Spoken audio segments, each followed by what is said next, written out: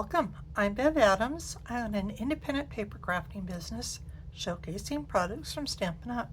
I made this pretty card with products from Stampin' Up! I sell these products and also a few items to make crafting more convenient. I have the free detailed directions for this project on my website, and you can just print this out, and I also have links for the products that I used. If you click those links, it'll take you to my store at Stampin' Up! You'll see where to find all of that at the end of this video, so don't worry about taking notes. It's time to put stamps, ink, and paper together. First of all, I want to give credit to Mary Detheridge, I guess is how you pronounce her name, and I hope she doesn't mind that I copied her diagram as well, but I have the link for her website on my notes. She decorated her card differently, but I used this. It's a tower card because it's got kind of these towers here, and you can stand it up, which I like. And I just love this You Are Beautiful stamp set. It's really quick and easy to make a beautiful card. I think the greetings are wonderful if you have somebody in your life that needs a little bit of encouragement. But I am going to use the greetings from Greeting of the Season and Everyday Greetings. I think these are my new favorite greeting stamp sets. They have a lot of all kinds of things. And I am using the Happy from Greetings of the Season and Birthday from Everyday Greetings. And I'm going to pick them up from here. Just want to check to make sure that they're lined up. They're pretty straight, not perfectly straight, but that's okay. They don't have to be for this card. So for this card, my card base is a standard 5.5 by 8.5, but it is not scored at 4 1/4. And I want to bring in my stamping trimmer to show you how to cut this. On my directions, it says to score at 1, 2, 3, 5 1/4, 6 1/4, and 7 1/4. But it's easier for me to score at 1, 2, 3, and then 1, 2, 3. 1, 2, 3, and I just realized it's not 8.5 by 5.5, it's 8 1/4. So I want to be sure I've got this. I don't think I cut this down to 8 1/4. So I'm glad I thought about that before I finished scoring. Nope, I need to take that 1/4 of an inch off.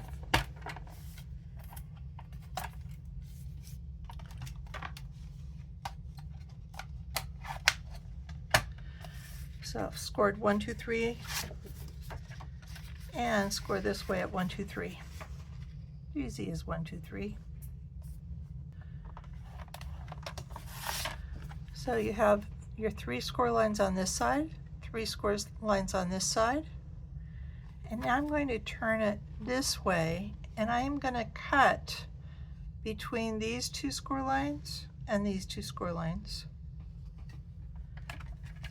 And I'm going to turn my trimmer around so I can see it a little bit more carefully. So I want to put this at 1 inch.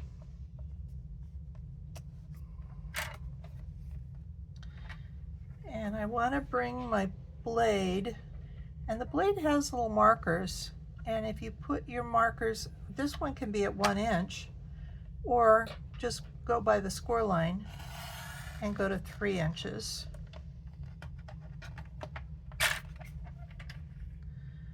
And again down here from the score line, so this is at 7 1/4 to 5 1/4, or score line to score line. Move it to 2 inches.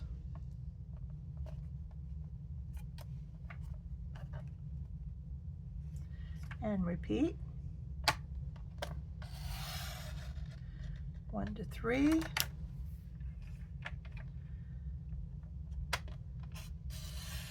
and 5 1/4 to 7 1/4, or score line to score line.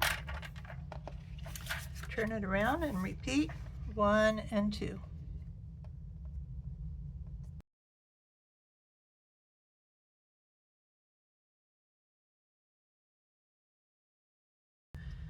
Okay, now I'm going to just fold these up. This is called a valley fold. So if you're looking at Mary's diagram, she's got V for valley fold on both ends.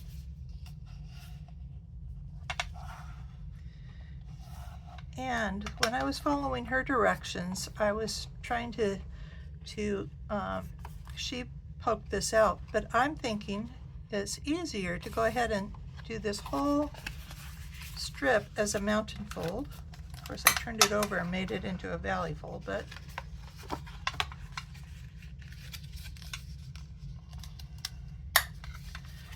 and then do not fold increase these. So you're only folding increasing the outer two. Okay? And then we're going to, so this is going to be this top strip. We're going to pop this one down the other direction. So we will be folding here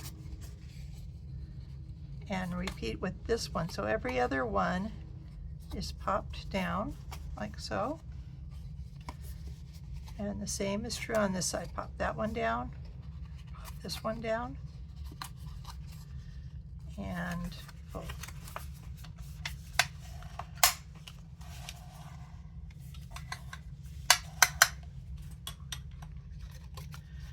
Okay, so that's the basis of this tower card, and you can really decorate this any way you want. So these are 1 inch and these are 1 inch. So I have some 1 inch.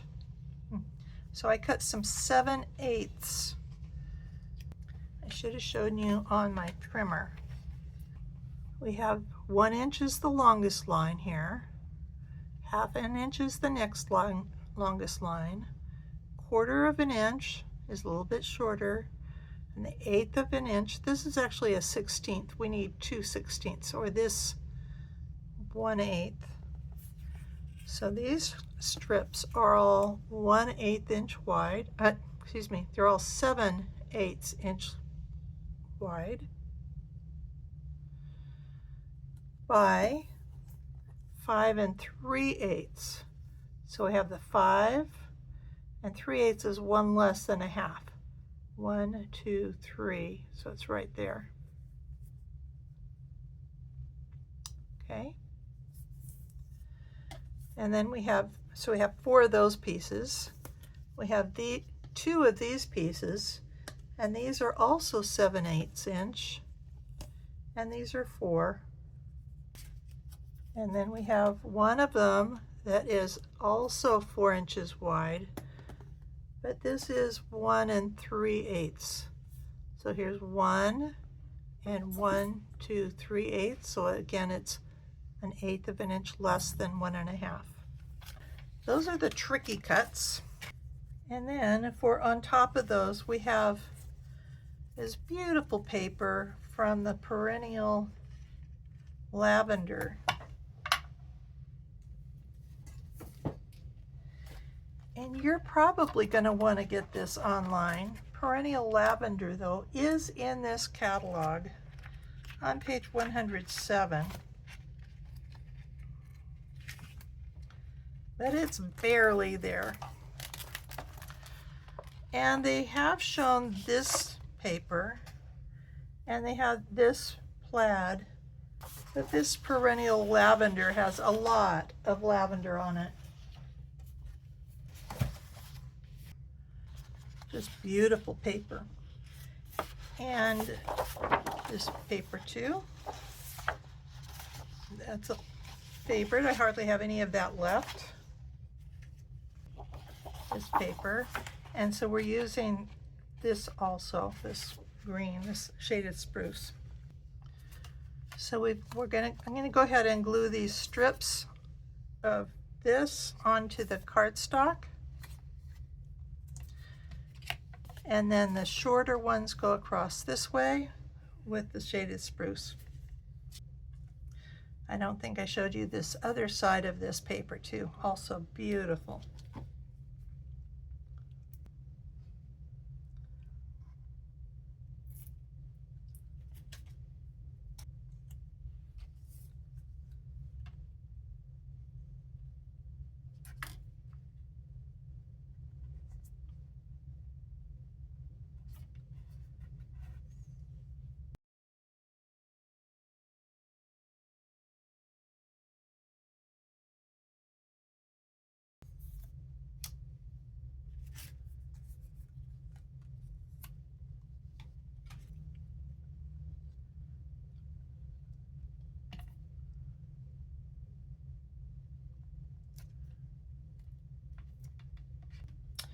Okay, so I've got all my strips put on the Highland Heather.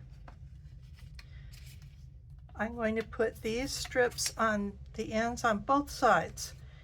This paper has an up and down, so be careful to pay attention to that.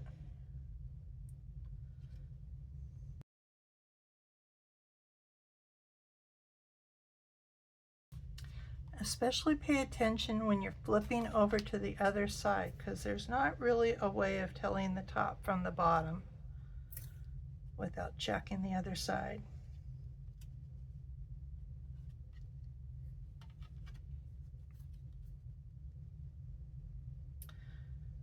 I was so glad they kept this paper in the catalog. I just love this paper.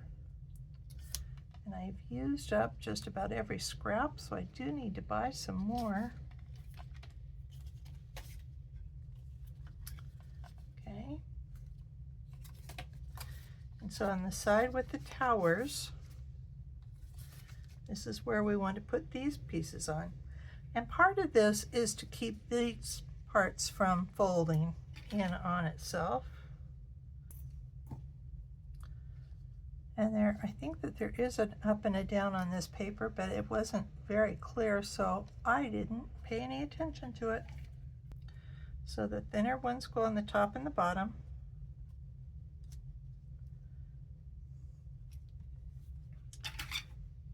And the thicker one goes on the bottom. This one does kind of have an up that I can tell. All of these are small borders. Okay. Okay, we've got a couple of pieces to stamp. So I have some white that will go on this back part. And this, let me check my list. This white is 2 by 5 1/4. And then we have a piece that's 2 3/4 by 4 1/4 that I used to cut out with the Countryside Corners dies. So I have my taggers. The largest one is number 1. So I used number 2 for the Highland Heather.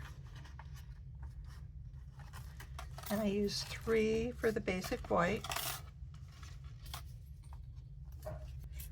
My ink is Gorgeous Grape and Shaded Spruce.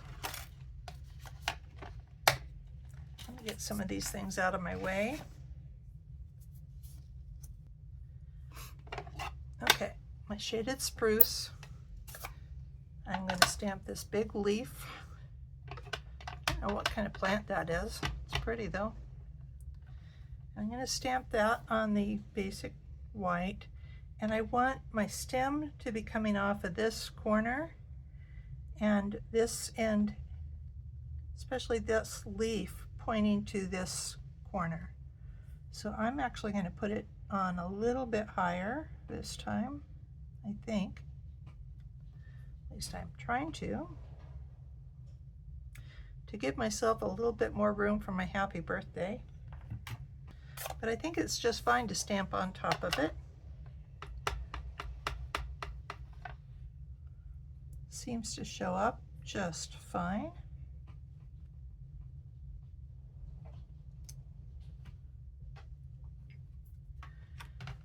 And then on this side, I'm going to stamp, there's a little leaf. I'm going to stamp that in Shaded Spruce. I'm going to stamp that on my envelope too.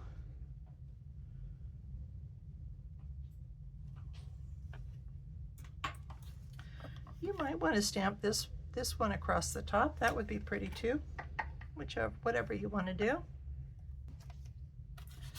So we're going to just put this strip on this Highland Heather.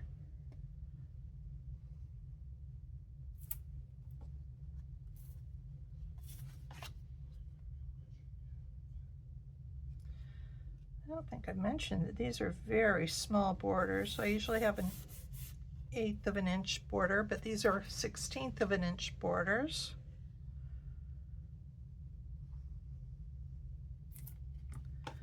This piece goes right down the middle of here.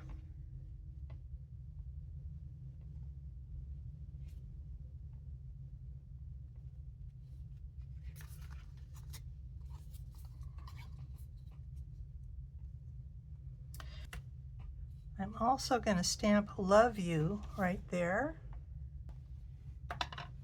And where you stamp doesn't matter to me, but I'm thinking if you stamp it right in the middle of there, it would be good. And I just got ink on my fingers again. So that's centered nicely.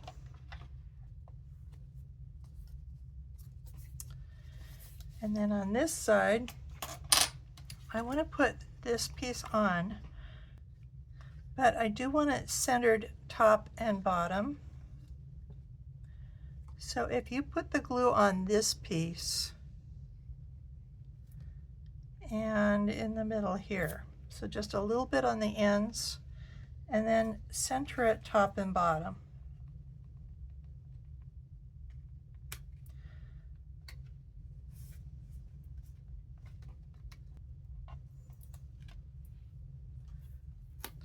We'll put this piece on with Stampin' Dimensionals, which I've already got on there. Center this in there. Oh, not very centered.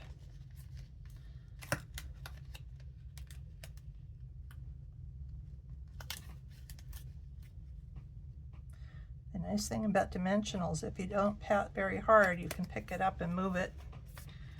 There you go. And a beautiful card. I was thinking as I made this card though, you could easily put these panels, make this panel go all the way across here. I don't know, what do you think?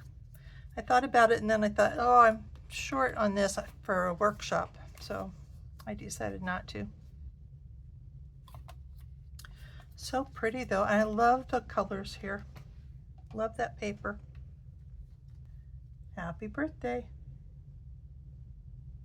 Here is the web address for this project, where you'll find the free detailed directions and links for the products I used. Just click the links and you'll be taken to my online store at Stampin' Up! Click Home near the top of my page and you'll find lots of resources. Under Shop, you can find the products I offer to make crafting more convenient, how to get free products with my frequent shopper rewards, and a link to my online store at Stampin' Up! Click Inspiration to scroll all my projects back to 2011, most with detailed directions and videos. Though the products in those older projects have been retired, you may find techniques, layouts, or color combinations to inspire you today. If you're new to stamping, you might want to look at the basics. You'll find how to cut card bases and layers, and some of my favorite tools. Under Organization, you'll find lots of free resources such as catalog tabs, labels and case inserts, color tools, and much more. More organization means more time for stamping. You can learn about my Evernote notebook. I have a note for every current product that Stampin' Up! Has for sale right now. It really makes finding just exactly what you want very easy.